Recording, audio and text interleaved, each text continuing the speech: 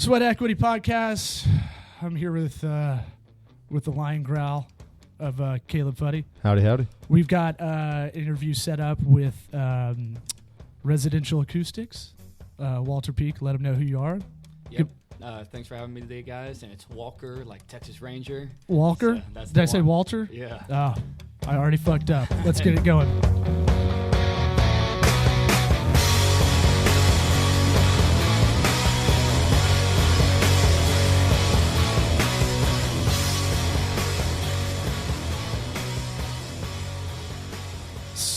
So, I generally don't like to fuck up 30 seconds into the podcast. It's out of the way now. Well, I have that thing where, and I'm sure you have the same thing. I think all of us in the room have the same thing where you have like 5 things going at once sometimes, and then you get like almost a homonym of what you heard, someone's name or the name of a business.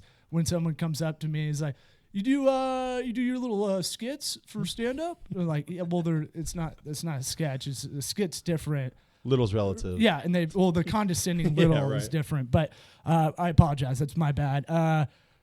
Caleb, you got a plug? You got a plug ready? Yeah, I wanted to give a shout out. We don't have an advertiser, so yeah. this would be the spot if we had an advertiser that we'd be doing a plug. So Yeah. we're just gonna do it for things we like.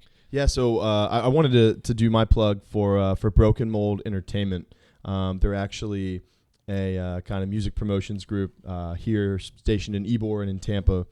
They put on a lot of shows, regional music, regional acts, some national ones as well. And last Thursday we were down at Crowbar, and they put on. So they do this thing called Real Deal, where they'll play a movie. Right, and then they'll have a band come in and they'll do the soundtrack from the movie afterwards. Mm-hmm. And they do this at Crowbar down the street from where we're recording now in Ybor. And they decided to do The Last Waltz by the band, which is one of my all-time favorite movies, albums, whatever you want to call it, documentary. And they had all regional acts from Tampa, Orlando, and it was just a kick-ass time. Like, it was unbelievably good. Yeah. So they did everything. They hit all the classics, and I want to give them a shout out. They've been doing this for years, and they're yeah. gonna do Straight Outta Compton next. All Yeah. white guys, so this is gonna be weird. We're gonna see how that rolls. I think it's gonna be like a jam band theme from Straight Outta Compton. So we should see how that goes down. Yeah. So before we get into it, Sweat Equity Podcast, go on iTunes. Give us a 5-star, give us a 1-star, give us something. Just don't give us nothing. Give us a review. Tell us how we can get better. If you have business questions and you want us to answer them on air, we'll gladly do that. law@tocoworks.com is my email, law@tocoworks.com. If you want a nicer email reply, hit up Caleb at the same, Caleb@tocoworks, CALEB That's right. TOCOWORKS.com. So, Residential Acoustics, that's the real plug we should give. Absolutely. Tell us about, you're the president, CEO, whatever title, owner. We slap CEO on there, but it's founder, and I do the same thing. Yeah, we got a team, and we're not real big on titles and things like that. I got you. So let's try to illustrate what the product is. I think it's really cool. I heard about it from Casey. Your go-to. What do you want to? I don't know. We don't do titles, so team member Casey. And so let's try to explain what it is exactly, because it's more of a visual, Sure. But it actually is more audio related. Right. So have at it, I guess. Sure. I'm sure you got your elevator pitch. Oh yeah, and I do this all the time, so I can go as long or short as you want. So just kind of cut me off or give me one of those. This is a long form, man. And All right. there's as you can see, we're drinking on a Sunday morning. Not a lot of professionalism, so I'm not going to give you cut notes or anything. Cool. So, we started the company about 2 years ago, and Casey, who's my sidekick over here, is our first sales and marketing hire. Mm-hmm. So that's something I'm sure we can get into during this long form podcast, is hiring those kind of key hires as you go, because you can bring on, like a virtual assistant or secretary or different hires as you go. We have a production team as well, but then as you start to scale, you realize you need to bring on people who have skill sets that you cannot do. Right. And so that was a big hire for us. And in fact, she's the one who helped make this connection today. And for those listening, she's in the room, just not on the mic. So if you're like, why are they talking about some person that may or may not exist? In relative to the podcast, she's sitting right here, doesn't want to cough on air. And that's fine. What I was trying to say, I guess, I mean, maybe Caleb could give his explanation and you can elaborate on what exactly the product is, because I don't want to say it's drapes. I don't want to say it's not it's blinds, but it's acoustically related. I haven't seen it up close in person, so I don't want to say something that's like you're completely wrong. No problem. In 30 seconds or less, we do make soundproof curtains and soundproof door panels. So you'll hang it over a noisy window or door in your apartment. If you work right off a busy street or something like that, you can hang it up over those windows. It'll block 80 to 90% of the sound coming through the window, 100% blackout, and also most of the thermal transfer, so heat or cold going through the window. So it's basically an insulating layer. But if you rent an apartment or can't afford double pane windows, which can get quite pricey, especially at larger sizes, you can just put this right over the top, and it gives you a layer or a level of satisfaction, a level of sound attenuation through that window that you can actually just get back to whatever you're doing, whether it's sleeping in a bedroom, working at a home office, or what have you. And it's really cool. Like I especially the home office part, where more of our generation, late 20s, early 30s, is working from home. And the worst thing you could have is like someone's outside mowing their lawn or something, or a dog's barking, and you're trying to do a business, like this is a really important business call. And like, it's just sort of dog barking outside. It sounds like you're in the hood a little bit. So I was actually thinking about it for our this is a conference room / podcast studio. We probably need it over this pane as we're growing bigger, where we're going to have someone sitting out there as receptionists, and we'll have people working, and people are renting this studio out. So we may have to figure out how to get one, but they look really great too. That's the other thing. They're aesthetically pleasing. They're not like, it's not like, oh, we got the cheapest shit we could possibly and then put it on there. Yeah, I'm on the website right now, and it looks like a really cool product. The photo here on the website, it kind of just rolls up above the door. And it's not in a way of like it's an eyesore or anything like that. It just looks like it would belong there, and you can just, kind of drop it down whenever you need it. Seems highly functional, and honestly, it looks kind of cool. Yeah. I'm intrigued just by the website alone. So that's pretty neat. And we spent a lot of time optimizing the website, giving people exactly what they wanted to see. So different pictures, got some quality product photos here over the last couple months. And the other product that you'll see on there is the acoustic track, which will glide back and forth. So it's much more functional, easy to open and close if you're doing it multiple times a day. If you just have a window over your bed and you just want to eliminate that window, then the acoustic curtain is an easier and for those of you who are listening, we'll put the all their product info and how you can find them in the show notes. But it's residential-acoustics.com. Residential-acoustics.com. If you're sitting at a red light right now on your phone, go to their website, check them out, kind of see what they've got to offer, and I guarantee you can think of a room in your house or your apartment where you can use one of these. Yeah, I mean, the first thing I think about wasn't even the acoustic part. It's more of a blackout curtain or drape. What do I call it? Well, it can be either. A curtain typically ends at the window ledge, just below the window, whereas a drape will go all the way to the floor. Okay, see, I'm learning things. Minor difference. No, I don't know. This is like shit I should know as a 31-year-old. I don't know. I'll tell you, 2 years ago, I did not know that either, and I had to make like a little cheat sheet next to my computer. So, lots of things like valances and you had like a Tom Brady like armband. You're like, okay, don't fuck this up. This is the thing I'm doing. So I thought about it almost in the sense that like when I was in college, I'd have blackout curtains because I drank a lot at Auburn, and shocking. And I didn't want to be interrupted with my hangover sleep and then wake up and watch Road Rules Real World Challenges, because that was my hangover show. I think that's even like just the fact that ignore even the real value of it, of the acoustic part, but it's blackout and it looks cool.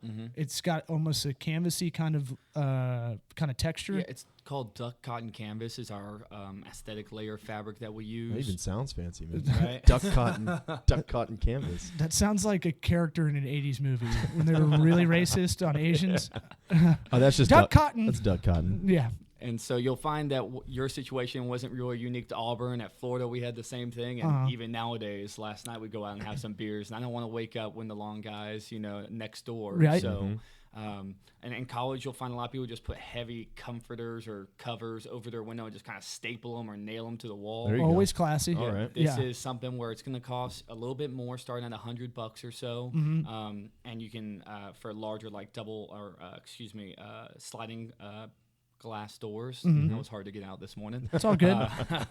Those will go for $200 to $250 or somewhere in that range. So Right. depending on how big your opening is, we can give you just something that just, get that light, get the heat so you don't have to run the AC in your bedroom unit, and get the sound from waking you up in the morning, kind of kill all three of those. And this is something, it seems like, correct me if I'm wrong, just it's a one-time cost. Yes. There's no maintenance really or upkeep. I mean, you'd probably clean them like you'd clean curtains, I guess. We'll see people who sometimes they'll get one for their bedroom just above their bed, and then they'll find, hey, now the sound's coming in through those other bedroom windows across the room, so they'll get 2 or 3 more to cover those. Yep. But typically speaking, people are just getting the one door or one window in their house that's causing them the most issues, most quality of life, concerns, and from their perspective, and just buy this, put it over that portal. Well, we're kind of in this weird era, like living wise, where we're in Florida. So especially in Florida, it's not quite the urbanization movement's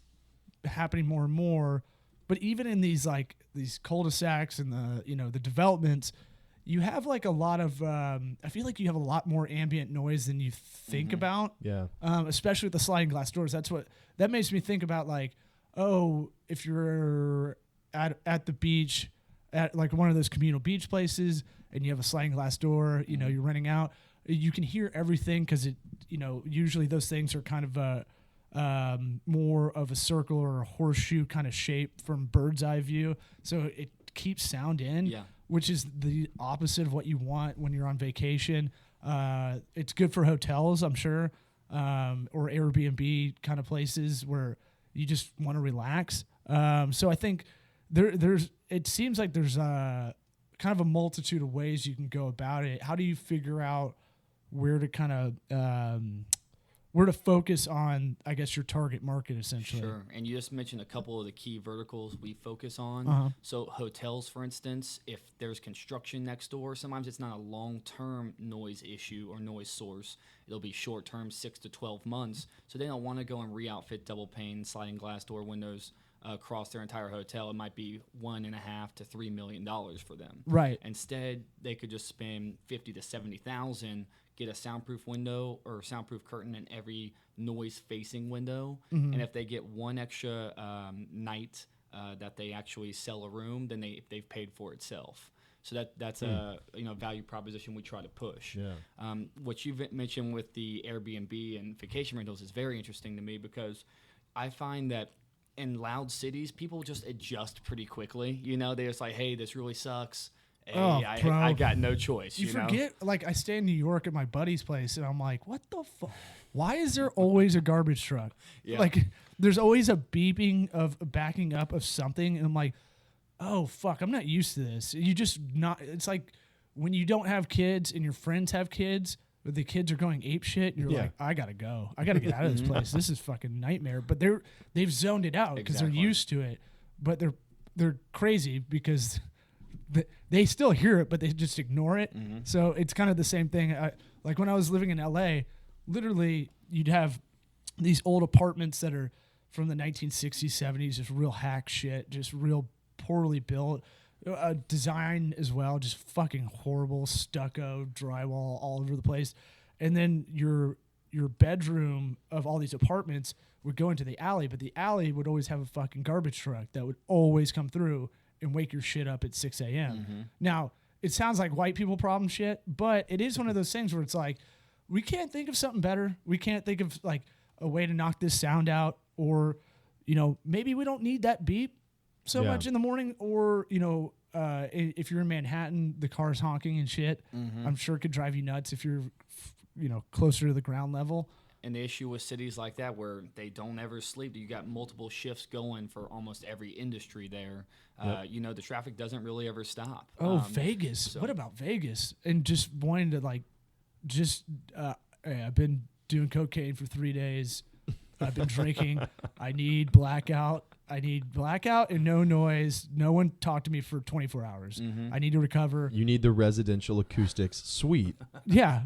Well, right. Now we're talking Luxor. I need the Luxor acoustics. I just think about like every time I've partied with guys in Vegas, they're like, "All right, don't talk to me for like 12 hours, okay? I'm just gonna lay here all day." Like, all right, I'm gonna go to the pool. So let's go backwards. How does this come about? How do you kind of get into this? Like, what's your story? Like, it sounds like you went to UF. So you're Florida Gator. You graduate with structural engineering. Oh, okay. So nice. In kind of in the area, right?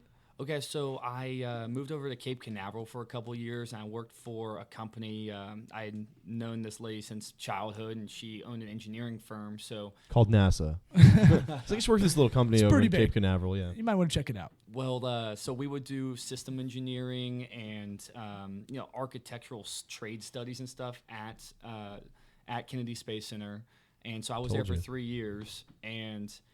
Great job and everything. I have to say it was one of my favorite things I'd ever done, but the social scene there just wasn't going off. What? I remember one night we went out with my buddy who I live with, and I had been dating my girlfriend at the time for 4 or 5 years, and we go out and it's like ladies' night at Fish Lips or something. I'm thinking, what? That's the name of a bar. Okay, okay. So and then like, nobody's out. I didn't know there's strip clubs for NASA people. Well, so they've just got on helmets, just space helmets. Yeah. There's like 6 people in the bar. We're like, what is going on? It's like the worst ladies' night ever. We drive back home. There's Lido's, gentlemen's lounge on the way home. There's 200 cars in the parking lot. Nice. Like, that's where everybody they need is to switch on a names. Wednesday night. It sounds like Lido's needs to be the no bar. Fish Lips needs to be. That's a company with a sound social media marketing strategy. Yeah, we were talking about it last episode. Hey, they've got signage. You saw it, and they had social media presence. Everybody knows about Lido's in Cape Canaveral, but there you go. Is that just? There's not much else going on in Cape Canaveral. That was the kind of eureka moment where I said, "Hey, I can't be spending the rest of my 20s here." And actually, I had 2 or 3 really close friends there, but if they weren't going out, then I wasn't going out. There just wasn't anything going on for our age group. So I came over to Tampa and then got engaged to my girlfriend, Liz, and we both moved to Tampa. She's in residency here at USF. Okay. Nice. And so she's studying one night upstairs, and I'm trying to watch some basketball. I'm a big basketball fan, NBA. Yeah. And she just kept saying, hey, I can hear everything on the TV, and I kept turning it down and got all the way down to like level 4, can't even like hear Which the is commentators. nothing, yeah. Right. And she's like, yeah, I can still hear it, and I'm like, You're like, I'm calling this marriage off. Yeah. I was like, okay, I'm going to go stand upstairs and see if I can First hear thing it. I would have called was bullshit. Can I get would've that been ring like, back? There's no way you can hear that. This was before the engagement, so I had some thinking to do. And then, like, I've thought about this too, getting the headphones to watch TV, but then I'm like, the fuck? I'm a goddamn human in this place, so. And I think that we were actually drinking some beers that night, me and my buddy, my co-founder of the company. So it might not have been the volume of the TV. We might have just been getting a little louder every beer we finished. Yeah. There you go. But so I started looking for something to hang up over her door for our bedroom door upstairs. And there's like a 3-inch gap like at the threshold there. And so all the sound is just filtering from these hallways with no sound absorption under the door into the bedroom. Okay. So I start looking at, I know you guys are looking at some upgrades here, like egg crates and some sound absorbing wood panels and things like that. There's a lot of things to do in a studio environment that makes sense that don't really make sense in an apartment or a house. Yeah, aesthetically, that's not really going to fly probably with your fiance. Right, and sometimes here it's more about echo and ambient noise and reverberation, standing waves, things like that. Whereas in the house, it's just hey, I don't want the noise getting into the bedroom at all. Right. And that's just end of the story. So I found a product that's been on the market, material that's been on the market for decades for construction, but I set it up so it would hang above the door and roll up and down over the door. And it finally starts, it's working after, a lot of prototypes and stuff. And she goes, hey, it's work. I can finally sleep, but it's really ugly. Nobody's going to buy it. So, that one hurt, But Sure. that one hit close to home. But so we get a seamstress up at Lutz, just north of town here, that started sewing. At first, we were using velour, which is like a heavy... Caleb knows about velour. Okay, yeah, you know about that. He used to have all these FUBU That's things. right. Yeah. That's right. My jumpsuits, man, they were all velour. Only the finest. It's a very thick plush type of fabric, but really expensive by the yard. So That's what you wear at Fish Lips. Exactly. Yeah. Get the ladies with the velour jacket. Fuck yeah, man. Is that velour? Oh, what do you work for NASA? Game over. And so we went from that to now we switched fabrics. We've made a lot of product upgrades, but that was kind of the genesis of the initial product. And since then, we opened our own factory here in Tampa. Nice. But when we could no longer outsource the manufacturing, because we do mainly custom products. So every time somebody orders a curtain, it's the exact size window, height and width. They want their own fabric color. They want different strap colors, things like that. So we let them customize it. It became more of a... What is it, a valance? We also offer valances, Okay. which will basically hide the track hardware above the curtain. I'm going to tell Caleb what that is. That's do you know what a valance is? Because I didn't know. I had to look this shit up. I do know, but only because I was on their website.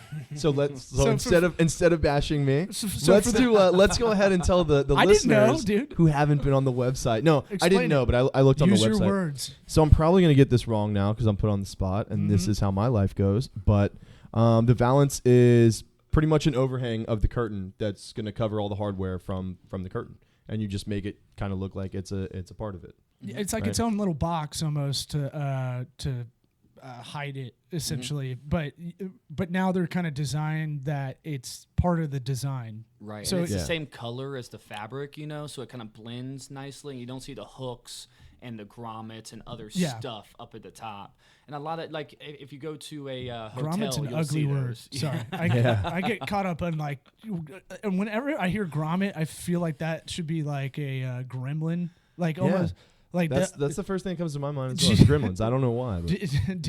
Did you see that guy asking for money? Yeah, what a fucking grommet. Yeah, I don't know. Like he came out of nowhere and punched me. So you have you have a bunch of designs. How do you do it custom? So in my head, you're kind of like Indochino in a sense, where I'm looking to get some suits. I got to play the hipster part because we do a lot of branding and online shit. So I'm gonna get some fake glasses and whatever. I'll play dress up to talk to clients and whatnot. They do everything custom. I wonder how that works, almost on a inventory wise, because when a lot of people start with a product idea, they get crushed in production and inventory. Yeah. Because either they have too much or not enough. And almost with the online stuff, it might be better to have not enough because you might be able to capture that person's email if they still want it, if it's out of stock but they still want it. Sure. So if I went online, I'd give sizes for specific windows just because there's too many variable to deal with. Like there's so many different designs for windows. And we keep a couple sizes in stock. We'll call those our standard size acoustic curtains. And basically I just went to Lowe's and found the 4 most common sizes they had. Yep. Because doors do have a standard size, 36 inches for the ADA, American Disability Act. So it's really easy to have a standard size door. But for standard size windows, it's really based on the architect, so or whoever designed the actual openings in that house or apartment. So what we do is, and this is kind of a good segue for starting a business. What we did, we didn't have any investors or anything. Me and my buddy put down $3,000. Really, just my buddy. I didn't have any money. And so what we did was, I made this first website. I used WooCommerce, which is a plugin for Woo's great. WordPress. Yep. Yeah, and it's free, open source. There are a couple plugins we had to pay for, but and I designed the first website. I put on YouTube on one screen and my computer on the other, or my website on the other, and I would just start hacking away at this. And it took about probably 2 or 3 weeks to get a website, but I didn't want to spend money on a web developer up front. I'm going to Zach Morris time out you because this is what I preach to kind of everybody. I've taught myself all the web stuff I need to do, and we kind of did this on the previous podcast episodes where there's someone on YouTube that wants a little bit of glory and wants to be able to teach people how to do this stuff. This shit is free.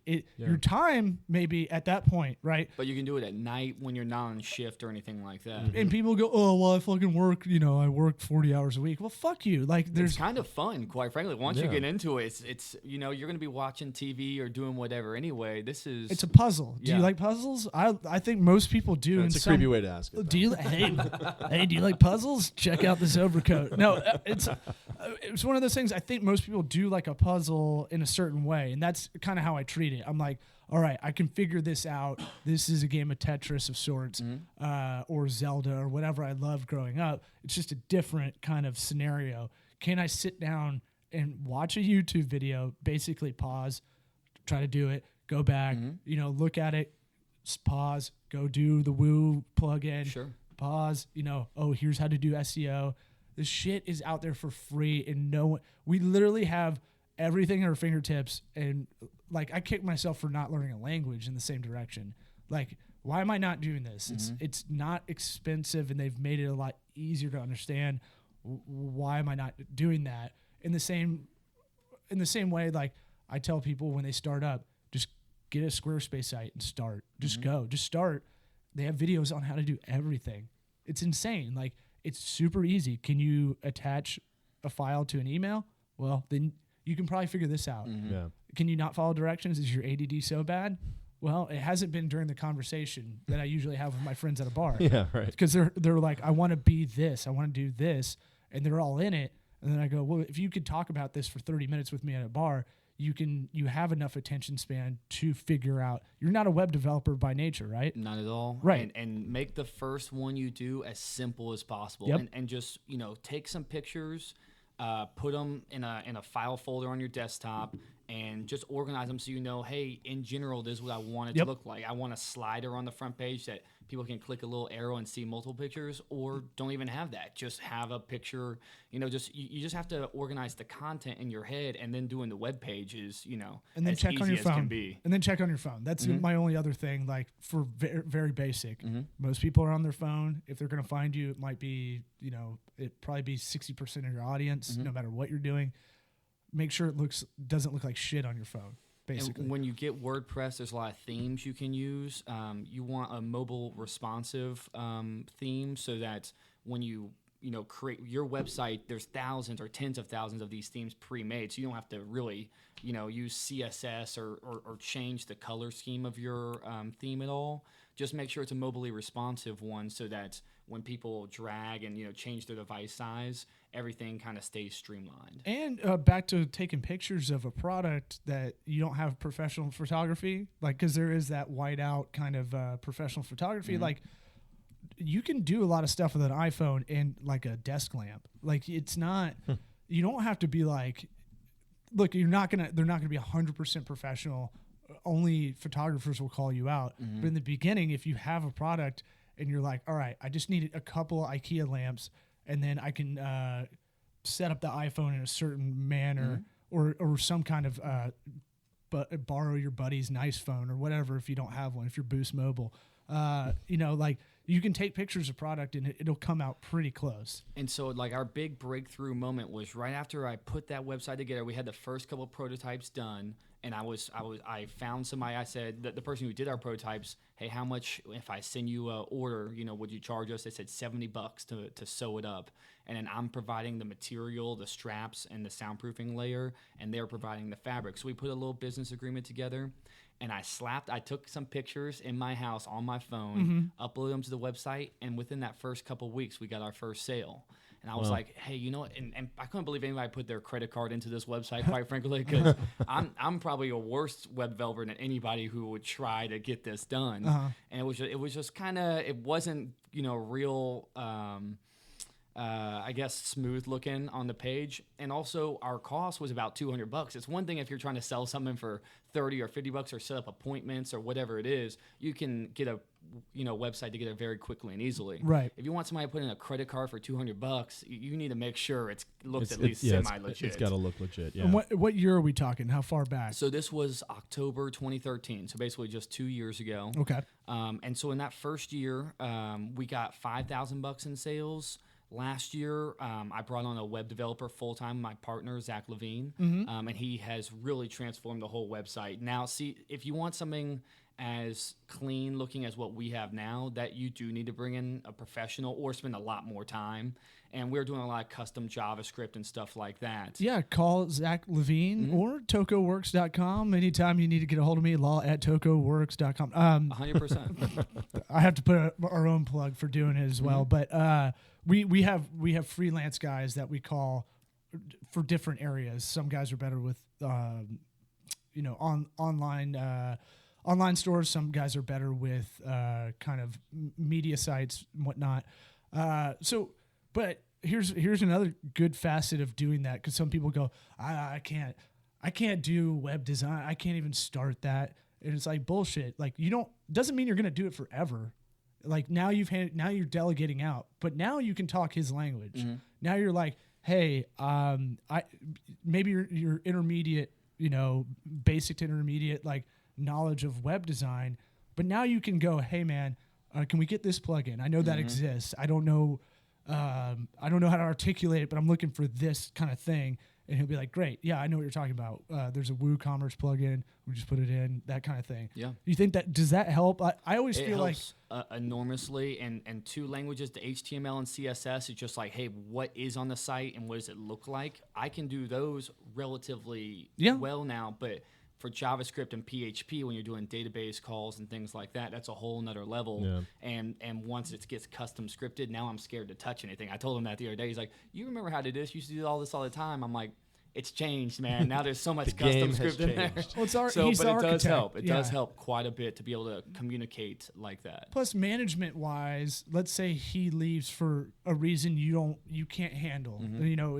I always think about anybody you work with, what happens when they exit. And same with a product. Any product I buy that's kind of expensive or something like that, what's the repair on it? Like I was looking at solar panels, and I was like really into it for a while, and then I'm like, how do you repair those? You can't call anybody really. There's not many guys that exist that do that, and if they do in the Southeast, they're expensive, or you just have to buy new ones. So you kind of like, that's kind of how I think about a car. If you get a BMW, you're going to be in the fucking shop all the time. Sure.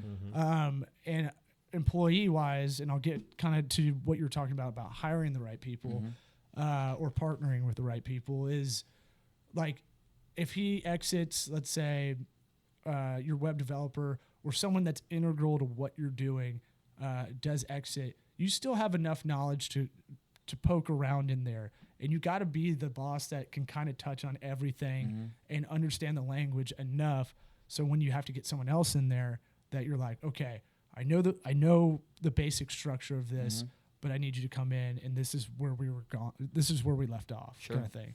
Is that something you think about, or and same thing with the manufacturing side? So like when we were able to scale our sales by making a much cleaner website and having people customize it much more easily, we realized you can't just send these custom orders out to a factory every time. It takes too much time to communicate it. And then the customer comes back and says, hey, we don't want cream, we want pewter or something like that, different color. Oh, we already made that. Oh, crap, do we have to pay them for that? What's the, logistically, how do you handle that? So we actually opened up our own little facility in South Tampa, off Cypress and Rome. And I was building the curtains myself for a while, so the same kind of deal with the website and with production. You do need to get your hands dirty at least for a while. But the money problem that most startups have, or CEOs, founders of new companies, is, how do we fund this? Well, we really didn't. With that $3,000 when we got that first order, then we paid for the material to make that order. So we were always cash flow positive, and that's something reinvesting. Exactly. So you didn't go to Fish Lips and like, fuck yeah, make it rain, bitch. What's up? We did not do that, and there were times when it was scary. We got a bunch of orders, and we said, hey, instead of paying $4 a yard for fabric, If we outlaid us $10,000 in cash, we can get it for $3 a yard. Okay. Well, that's a huge investment when you're a small company, you know. So $30,000 later, you know, we have a large stock of fabric in inventory. But you have to you have to believe that you're going to keep getting sales, Right. and then you can really start hitting real profitability. Right. So over the past 3 years, we went from 5,000 in sales to 200,000 last year, and now we're on pace for 600K this year. Nice. And That's great. And now we're starting to look for some of those real investors. Casey got us in touch with an investment group down here, and we're looking to scale both our production facility, but also international sales, things like that, where you get started and you start learning as you go, and then before long you look back and say, hey, we actually have a real company here with a real org chart and, you know, a profit and loss statement and stuff like that. It's weird how quickly that happens, but also you're here on a Sunday, we're here on a Sunday. I mean, it's the thing of like, we like doing this podcast because this is what we like talking about anyway. There's a good chance, you know, we would have brunch, lunch, whatever, on a Sunday to talk about. There'd be food involved. Well, there's no doubt. You don't get that lion's growl without any of that. But it's one of those things where we like talking about that, and it doesn't feel as like, fuck, I gotta get up, I'm gonna do this. Like, I enjoy doing this podcast and talking to, you know, people like yourself, but it's one of those things where you're I think you said off air before we started, like, you're going to go from here and go hit another facility because you got to touch all the bases. You got to be the Joe Madden, the general manager of. We miss you, Joe. Yeah, that's Caleb's relative, huh? Yeah, well, that might come up in some future episodes here, but he's the guest we're going for. We're going to try to see if we can wrangle him in here. Nice. I ran into him at a car repair shop and talked his ear off. So he was like, okay, okay. No, he actually is pretty cool. He gave me he started giving me places to go in Chicago, and I was like, oh, this doesn't feel like a one-way conversation kind of thing. Anyway, side note, what's it called? So you get in this zone where, like, you're working like Saturdays, Sundays. This is what we talk about a lot. There's no off days really. Like, we have Thanksgiving coming up, and I know maybe Thursday I'll try to take my head out of it, but I won't be able to. But I'll do my best not to check my phone, and like I'll write notes. Basically, that might be the most I'll do. How do you find the work-life balance kind of thing? Because it is one of those things. You being the entrepreneur is great. You have autonomy. You make the decisions. People say you make your own schedule, but you really just doubled whatever full-time job you used to have before instantly. And while it sucks doing your own accounting or doing your own inventory or doing like just the web designing in the beginning or something like that, or fulfilling the orders, that's the other part of the e-commerce part, is taking the order and making it streamlined to get out. You know, tell me about I'm going to get a beer, but I'm going to be listening. Tell me about the work-life balance, because that is huge for a lot of people that want to start up. Well, for us, we actually also have full-time jobs as well. Now, not our employees who work at a production facility and sales and marketing, et cetera, but myself and my other co-founder who's still involved in the business, we still have full-time jobs. So yes, that does become something where I'm trying to make sure I'm giving them everything they need in my full-time position, but then nights and weekends, or if you have the ability to work from home, that's a major, benefit as well. 4-hour work week is kind of where I started my first, foray into entrepreneurship. Yeah, a little Ferris in there. I hate Ferris. Well, that's why I like Ferris. I like Ferris. He likes Ferris. He loves him. He has a man crush on him. Well, that's not true. That Mike's fucking up. I just don't believe in that. It's a great idea, 4-hour work week, but it starts there. But how does that? It's not really. This is why we started this podcast. because it didn't feel realistic. Well, for us, or for me specifically, what I loved about 4 Hour Work Week and a lot of the books that he suggested, and I read it on my Kindle. I remember I always bookmark pages I want to go back and reread. Sure. And he has so many links in there to other types of podcasts, such as this. Yeah. Such as, you want to design your own physical product. Oh, you want it to be electromagnetic or something like that. Here's a list of all these electromagnetic firms, and they'll actually partner with you, maybe a $2,000 retainer, something very feasible. But I didn't think about it like that because I got the paper version, and I was like, I guess that's the problem with that kind of thing, because you have to get off your ass, go type it in, and then before I know it, I'm on Pornhub, and then it's like, God damn it, what was I doing? What did I get on here for? What I love is that that's called 4 Hour Jerk Week. Yeah. Hey-o. But what he has is a lot of actionable advice. So it's like, go do this week and give yourself these 4 things to do this week, which is you have a product idea.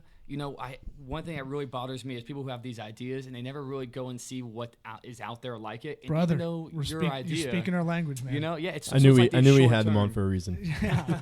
These short-term goals you have to give yourself and keep yourself honest against them. And Casey knows more than anybody that I give very short, sometimes unrealistic, schedule goals. That's because if you miss them, hey, this might take 2 months. Let's try to get it done in 2 weeks, and you get done in 3 weeks or something like that. And just really push all the time for schedule. You really need to make sure you're hitting these goals. And I forget what book it was recently, but a goal without a timeline is just a dream. So it's just like, hey, you need to give yourself Mockingjay. Yeah. Is it Mockingjay? Yeah, that part sounds 2. right. Yeah. I saw the movie. Yeah. Oh, yeah. No, I agree. Like, you have to give yourself. We talk about the bad New Year's resolution, which is I'm gonna lose weight. That doesn't really work because it's not quantifiable. It has no dates really. I'm gonna lose 5 pounds every quarter for the next quarter of this year. That's an attainable goal because you can kind of see it. I'm going to go to church more. I'm going to be a better person. These aren't really goals. These are aspirations, but they're not goals, and there's no performance benchmark. So you can't just go, well, I'm going to soak up the Lord more or something like that. That doesn't really work in my head. I don't know. Someone told me that in high school, and it always stuck with me. I think it was my economics teacher. Yeah. Well, and there are also cop-outs. I mean, we talked about that in a previous episode as well. Kind of, you're just buying yourself time when you say you're going to do these things. If there's not a plan behind it, if there's no foundation to it. If you just say, I'm starting a business. Did I tell you I'm starting a business? And you're just like, oh great, what are you starting? Oh, we're doing noise canceling curtains. Oh, that's awesome, man. Cool. It's like, when are you starting? It's like, I don't know, it's probably going to take a few months, probably, the next couple weeks or whatever. We're going to get everything going, and you're just buying yourself time to get somebody, credit. Yeah, to get somebody to be like, oh man, that's awesome. He's starting his own business. I'm so happy for everybody. Like, that's great. But there's nothing to show for it yet. There's no skin in the game, and you're just buying yourself time. And it's almost can become an excuse because you just have people thinking, oh, he's working hard on something. But until there's something to show for it, and until you've started making moves and making things happen, that's when, and that goes back to having a motor and to doing all this stuff. Well, it's really about disappearing. I mean, you're not going to see your friends. You're not going to have that conversation a lot, actually, because you're not going to see as many people as you want. Like, you have to put the hours in. You can't be if you're someone that is social, that goes out. Like, I've been talking about it. Like, I've been in this office the last 5 or 6 Fridays until 9, 10, 11 night. It kind of sucks in the FOMO kind of way, but in another way, I'm way more satisfied doing this and working in a positive direction. And just like y'all, we started lean. We don't have a lot of overhead. You all have production overhead. Or not overhead, but you have production costs, working capital, all those things you got to sink into it. We don't have a lot of expenses, so it's like we're staying lean, but at the same time, don't ever get content with where we are. And along your thought, Caleb, is all right. Did I get that right? Yeah, Caleb. Yeah. It was like the first time I'd say it out loud, I think. So I got no. I was actually surprised. I got nervous there. No, you're good, man. You're good. is that telling friends is kind of a good thing for me anyway, because it kept me honest. Sure. So like, I had these goals and I was like, you know what, guys, I started a business. I didn't talk about it before I did it, but once I did it, I didn't want to let myself cop out. So I told a lot of people, just said, kind of put I'm yourself out there. This. Yeah, exactly. And that way, if I failed, I would feel kind of bad about it, Sure. So it's kind of like that means you have honest friendships. I mean, like there's a lot of fake friendships, right? But I love being friends with comics because they will call you out on your shit. Like, no matter how despicable they are, they'll be like, I thought you said you were going to do this thing. And I was like, fuck, shit. And he's like, yeah, you're a piece of shit. I'm like, yeah, damn it, I am. So I think those are honest friendships, and your best friends will call you out on that, hopefully. Some will be too skittish to do it, but I think that is important. Like, I'm going to lose this amount of weight. I'll post it on Facebook so everybody sees it. So I hopefully get called out. I do get the wagon circled when I'm like, yeah, well, I couldn't do it because, craft beer and everything. Like It's just the economy right now. Yeah. Just couldn't get around to it. Obamacare, like it's just tough nowadays. What? Yeah, let's go to Buffalo Wild Wings for sure. I've got to go to a $15 an hour minimum wage meeting. I can't make it. Right. Sorry. I'll be replaced by robots soon. So, man, this has flown by. It's been 45, so we try to get in that 45 to an hour wheelhouse. It sounds like you've got a busy day. I am taking the rest of the afternoon off to drink and watch football and play spades. What's up? Yeah, I'm a white guy. Played spades. Sounds tough. Dominoes after, or no. I couldn't get my other white guy friends to play dominoes because they don't know how. you need a Puerto Rican in the group. That's what you need. Well, we have a guy, Matt Fernandez, who's one of the funniest comedians on one of the funniest comedians I know, but also on Twitter, probably my funniest friend at Fat Hernandez. Look it up. He doesn't count because he's just as white as he's just like Powder. Remember the movie Powder? Yeah. Love Powder. Like that white. Are you saying he's movie. Puerto Rican though? He should be, but he's Okay. white. He's just a white Puerto Rican. Yeah. But not albino. Yeah, not albino and no special powers, but that white. Like we have one of these picnic table fold outs until we get a real conference table, like this white, shale white. Well, all right. I don't know if there's a weird shift from technical difficulties, but we're back. What's it called? What I wanted to get into was, and I think about this for our company, and I think it's undervalued in a lot of companies, is hiring the right people, getting the right people to work with you, for you. I don't know. Do you have a philosophy on this? Do you have, I'll while you think about that, I'll give you kind of what I think is, basically like, my wife works for a huge company. It's a healthcare company. She talks about almost the Office Space syndrome, where she's getting people that are, it's very data heavy what she works in, and she gets a lot of people that just have no social, they're almost Asperger's-y in a way, but not a lot of feel. Not a lot of feel, but not the Asperger's-y like Howard Hughes entrepreneurial, like I know how to do this data set and I do it well and I know how to code it. And when she talks about her, I hate this term, the corporate culture, but I just think it's fucked out. But when she talks about it, it weighs on her. And I remember working at a mutual fund company, and they were getting to the point where they were just getting to that really corporate environment. Oh, you should have been here 3 years ago. It was totally different. It was fun. You got in at the wrong time kind of deal. It's like when I do stand-up at a club and they're like, you should have been here last week. It was amazing. It's like, thanks a lot. I can fucking, what does that do for me? Yeah. That doesn't do shit. That makes me be like, oh, I should have promoted better or something like that. But what I'm saying is, do you have a philosophy? Because I think like HR is underrated in the sense that we should just get the people that do it right. And our philosophy is, I want problem solvers. I also want people that play sports because they've had to figure out how to work with a team. Even if they're a golfer, they still kind of had to figure out how to how to maneuver that system, like an individual sport. But like at the same time, I feel like I just want people that can figure it out, much like you were talking about the web design, because I've been there, or web development, I should say. And I don't know if you have that philosophy, if you've thought it out. So I don't want to put you on the spot. I want to give you some time. No, I got a couple of thoughts on the topic. And Jack Welch, Winning, is my favorite HR book of all time. Is that the GE? Nice. Yeah, the GE CEO. Just amazing how he has, instead of annual reviews, it's twice a year. It's very cut and dry. Hey, here's what I'm hoping to get out of you, and here's what I think you're capable of.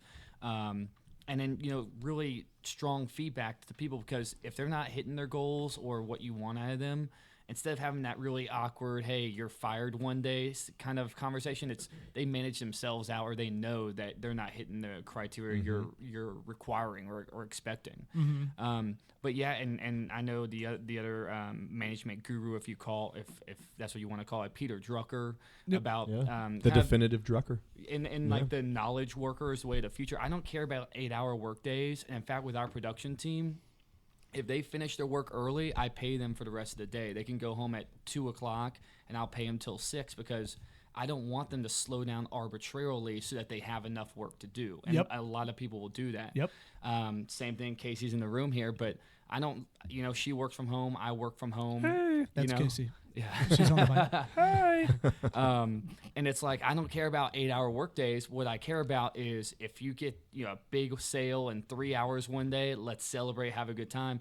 If you're on the cusp of a big sale or a big marketing campaign and you need to work 12 or 14 hours one day, then that's what you got to do to get it done, But it's all about, what are we actually creating? What value, not how many hours are you in an office. And right. That's something I want to get away from whenever possible. I agree. I was telling my wife, I was like, I want to get to the point where I can kind of, we can do some kind of flex time thing where I can come in at 10 and kind of get out of here, at 4, 5, 6. But it's going to take a while for sure. I know that. But it's at the same time, I was like, you want the work to be satisfying, and you want your employees to want to do it, like feel a part of it. Do you do any rah stuff? Do you have to do any of that, or is it just kind of almost pheromones where people are just kind of like absorbing, like, yes, I believe in this. I'm excited. I feel like he has the best interest in us, kind of thing.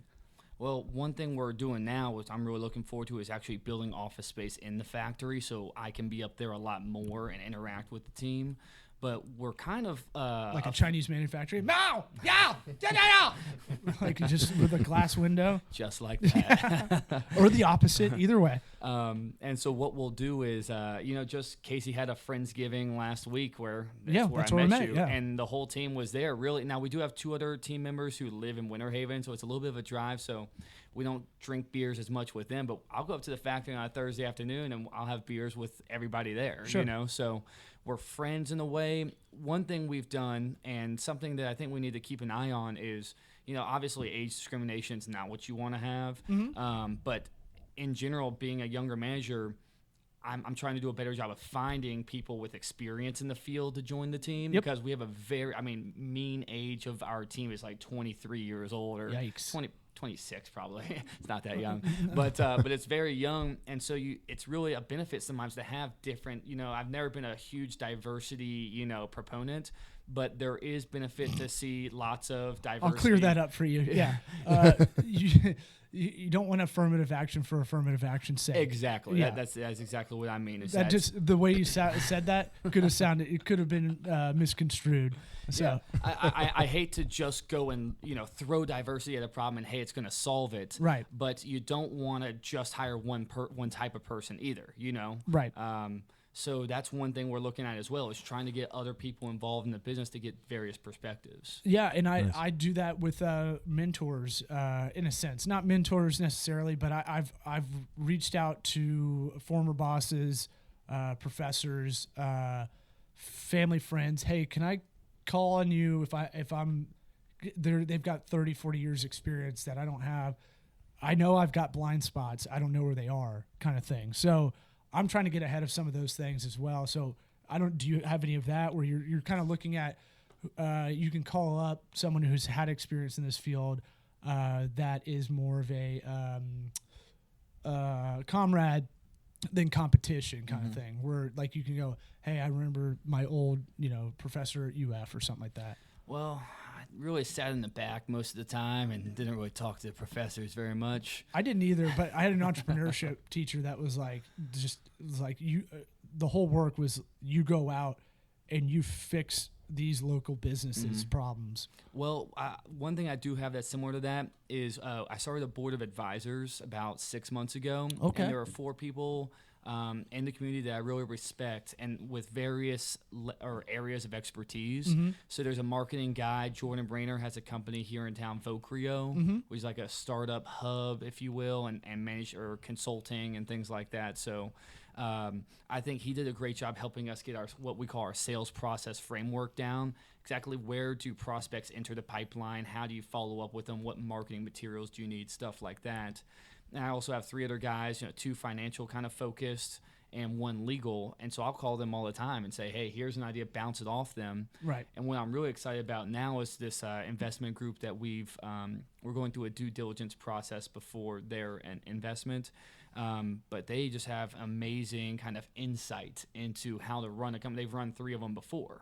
So it's like, hey, I don't really mind seating a couple board seats or giving up, some management control, because I trust that if their value is in the equity of the company, that's what they're going to care about, is really driving us to the next level of revenue and profitability. Yeah. I mean, I think that's important.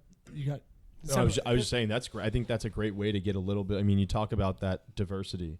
That's a great way to get a lot of different insight from people who, like you said, their expertise are just kind of not scattered around, but are just in different realms of the business. So just getting those different perspectives can kind of help to clear your mind a little bit, or maybe even positively clutter it if there is such a thing, just to kind of bring up new aspects that maybe you hadn't thought of yet. Sure. So I'm sure well, I should ask you this: how has that gone in the last 6 months of having them? Has that been something that you've seen huge benefit from so far? I mean, because that seems like it's going to be definitely more of a long-term effect. Have you seen it in the short term in the last 6 months with them? Yes. One thing that happened is we had a business partner who got a big promotion at work and really wasn't able to support the business anymore. So in our operating agreement, we had kind of roles and responsibilities, percent equity, yada, yada. And our legal advisor was able to help us kind of find a way, and our partner, who is actually one of my best friends, and I'm going to hang out with him this afternoon, we found a mutually beneficial way to move his shares out, give him something for all the time and effort he put in, and use that money for this investment group that's looking to get involved. And without the legal team there, like moving all these unit shares, it would have been very cumbersome and probably overwhelming just for me to do that. Oh, buddy. Yeah, I Thursday and Friday just did all our legal stuff. Man, knocked it out. It's fucking sucked. I felt like I was in a college exam, just like, God damn it, this is rough. But it's the world we live in. We want less lawyers, but there's more laws. So and it's complex starting a business and understanding who owns what and who is in charge of liabilities. If you guys go under, who's on the hook for what. And that was like a big source of contention early on. I had all the liability. Yep. So, but then again, I owned most of the business, so it made a lot of sense. Yeah. Right. With our financial guy, about 4 or 5 months ago, Casey closed a big sale with an apartment complex up in Indiana.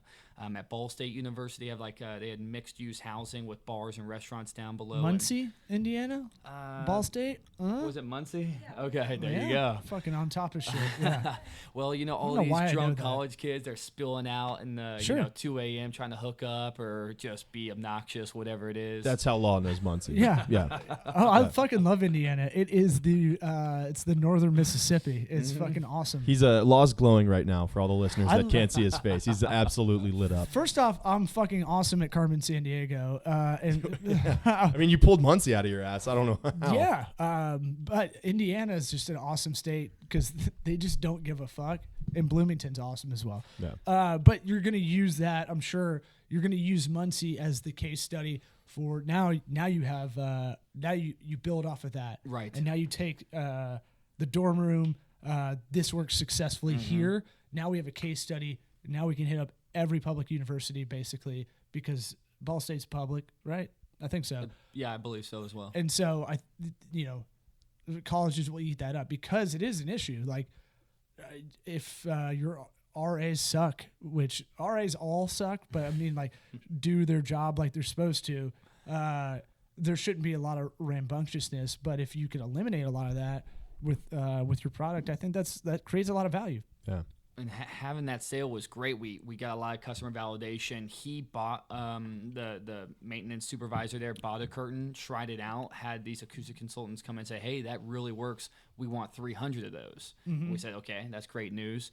But then we only took 50% up front, and the rest of it is accounts receivable. And then had to make a huge inventory purchase, yada, yada, to fulfill this order. And it took about 8 weeks to ship all of it. We had to make, 300 custom curtains. So I'm glad I had my financial advisor available. Not a personal wealth management guy or anything like that. This guy's a financial analyst for an investment company. And he says, I start getting scared because I see our cash reserves depleting very quickly until we get this account receivable. Yep. And we still have tons of inventory left over. So I'm like, this is going the wrong way. And he really talked me off the ledge, hey, this is working capital. This is how it works. Cash growth eats cash, you know? So you got to have those people there. And even though I wouldn't have done anything differently, I'm not certain. Maybe I would have just closed our doors. But he really, calmed me down and said, hey, this is a good thing.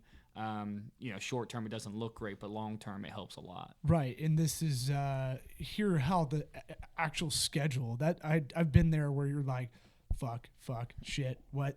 All right, this is a good thing, but this is also a horrible thing because I haven't been in this territory. This is new water for me. So, but you sometimes you get flustered with that. You haven't even thought out the schedule of like how this will go down. The contract's not even signed technically, so you can adjust that. What's the net 15? What's the net 30 on it, or whatever you have in the contract with the client. And so I've been there, man. It sucks, and it's definitely one of those things. It's stressful. I've called some of my CFP buddies and been like, "Hey, walk me through this. I got a scenario for you." And so that's good that you have that community. We talk about that a lot. Have that community of people that you can call upon, and it'll come back to you as well. Sometimes I'll get a call, "Hey, we're looking to get branding from this company. I think we're getting screwed." And I'll be like, "Well, you are, but what's the value? What's the value proposition kind of thing?" So stuff like that comes back my way from them, which is good. All right, we've done over an hour. We could talk about this for literally, I don't know.